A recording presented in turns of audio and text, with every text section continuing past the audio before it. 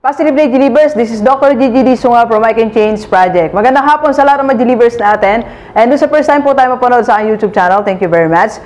Please subscribe, click na po yan, Doc Gigi Sunga. And this afternoon, nandito pa rin tayo sa Balanga City at dinalaw natin ang Japanese restaurant dito sa Balanga City, ang SUKI HANA. At kasama natin, of course, ang owner niya, Sir Jim. Hi, Sir Jim. Yan, okay. Ayan, so ayun yung bati ni Sir sa mga delivers natin. Ang ibig sabihin po nun ay... we welcome you warmly. Oh, okay.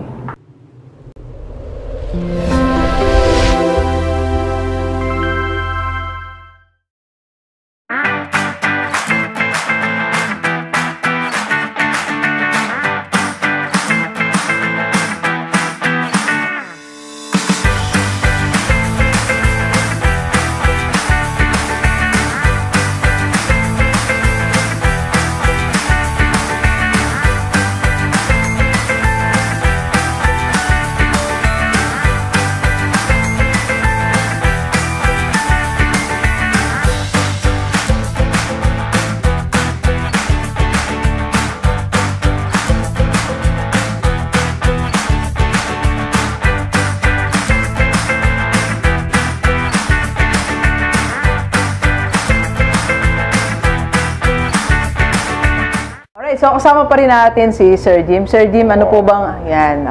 Sir, ano po ba yung ating ipin-repair ngayon na bestseller natin dito? So, yung mga estudyante, yung mga empleyado na gustong tikman ng Japanese food. So, eto yan. So, i-explain sa atin ni Sir. Okay.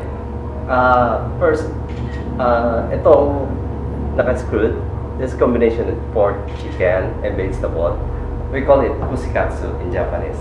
Alright. It is served in Kansai area in Japan, Osaka area. Okay. So this one is typical yes, Japanese tempura, mixed tempura, and this is kani salada, and this chicken karaage.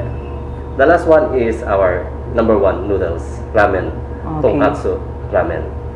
Okay. So yun pala yung tsura talaga ng tunay na ramen. So it's incredible. Try it, ma'am. Okay. Medyo lumamig na. Okay, okay. Thank you. Alright, so okay, titingnan na natin. Sir, thank you po. Opo. Thank you po, sir.